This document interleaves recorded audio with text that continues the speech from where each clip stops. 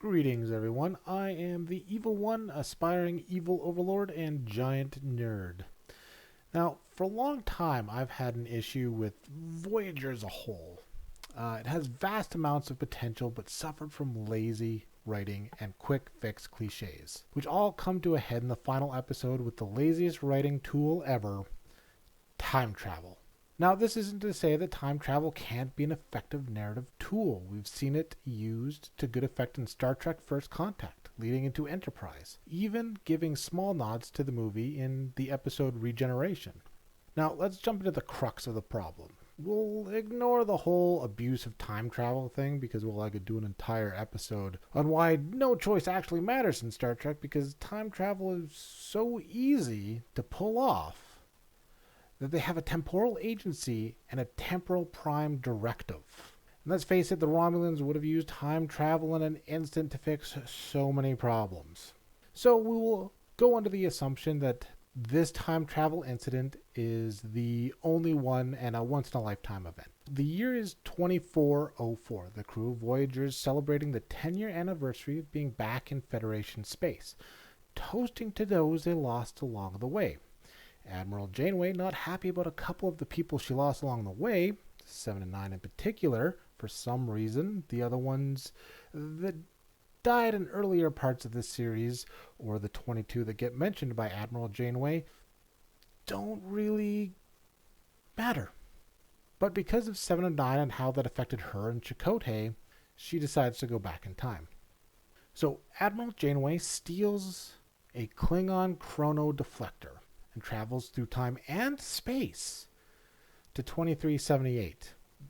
I don't know why she couldn't show them how to just jump through space rather than going through the nebula, but meh.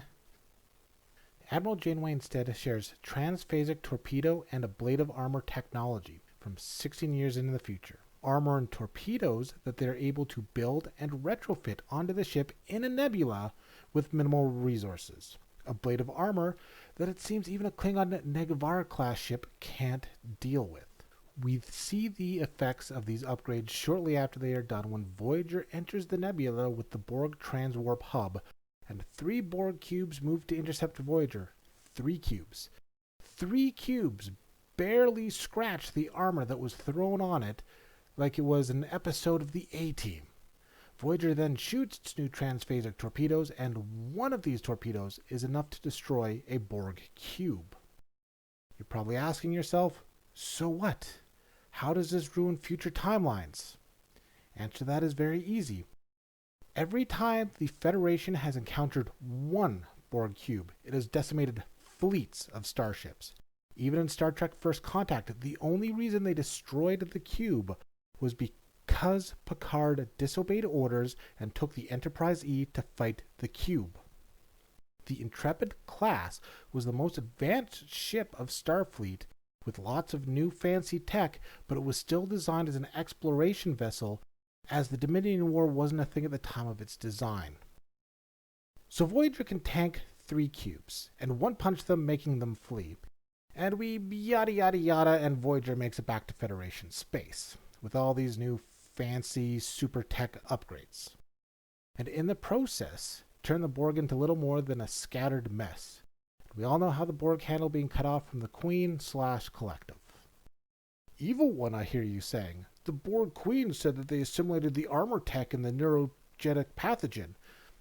Well, sort of. Sphere 634 could still communicate with the Queen, and Sphere 634 assimilated the pathogen, and the Queen said she assimilated the armor and gave it to the Sphere, which was then scattered across the Alpha Quadrant. The Borg Queen even stated that just the Sphere could hear her still, so no other Borg ships would have assimilated the armor, plus Unimatrix Zero was destroyed. The Borg at this point knew the Federation now outgunned them. It should have been a very long time before they would even send a ship, or should send a ship again. Ahem, Picard.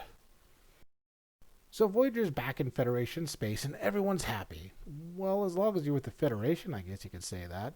If you're not, well, sucks to be you. With this tech that can be retrofitted onto a starship with proper facilities and engineers in a matter of days, let's give them, onto, let's say, a Sovereign class starship, a purpose-built warship. At this point, you just have to point at something and say, this is mine now. The Romulans, the Klingons, no other species at the time could touch you with a full fleet of ships, because none of these species could handle one Borg cube, let alone 3. And a Sovereign class ship equipped with this could go out and do what they want. Evil One, I hear you saying again. The Federation would never do something like that with their technology. Wrong. Everyone plays nice when there's a balance of power. We saw what the Federation did when that balance was broken with the Romulans in Picard. Now, this tech versus the Scimitar in Star Trek Insurrection, I would have put the Scimitar on the level of a freighter at that point. A little more than a speed bump to the new retrofitted Enterprise E, which at this point had even more torpedoes and phaser banks added to it. So there we go. We've ruined Picard. With the Scimitar little more than a joke to any Federation ship, Data wouldn't have sacrificed himself and been able to have children like he really wanted to. Now off to the J.J. Abrams Star Trek. For some reason, Janeway didn't pull the old Marty McFly and say, hey, FYI, Romulus' sun is going to go supernova and cause massive turmoil in the quadrants. By the time Janeway goes back in time, Romulus has been destroyed for 17 years. And the events in Picard Season 1 happened 5 years prior. Without 709, mind you. Funny that the only people she likes gets a save. If you're going that far, you may as well tell them to stay out of Romulan space, or go to Mars for that matter. Go for broke. Anyway, ruining the J.J. Abrams timeline before it even starts. The Narada. The Romulan mining vessel that Nero captained that got retrofitted with top-of-the-line Borg upgrades. I think you can see where I'm going with this. Nero tested these new upgrades on the Klingons and Federation, with the Federation having a substantial I win button installed on all of their ships. The Narada wouldn't have gotten its weapons charged before being turned into an expanding gas cloud. With that, no J.J. Abrams timeline. This isn't even getting into the darker organizations in the Federation like Section 31. DS9 showed us that in the right conditions, humanity and the Federation tend to return to our more unscrupulous sides, and highlighted exquisitely in Admiral Janeway and her willingness to alter 26 years of history for the needs of the few. Now, all that said, I think most fandoms are okay with letting some things slip for the sake of story. I always have a hard time when they break their own lore.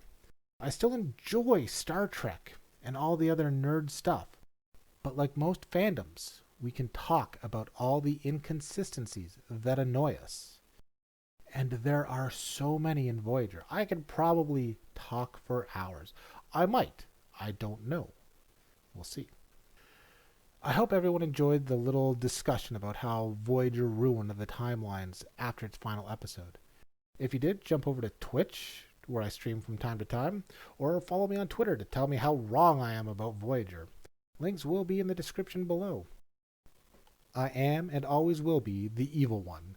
See you when I ruin another story somewhere down the line. Maybe about how Breaking Bad really shouldn't have gotten past episode 1 and definitely not past season 1. Anyway, catch you guys later.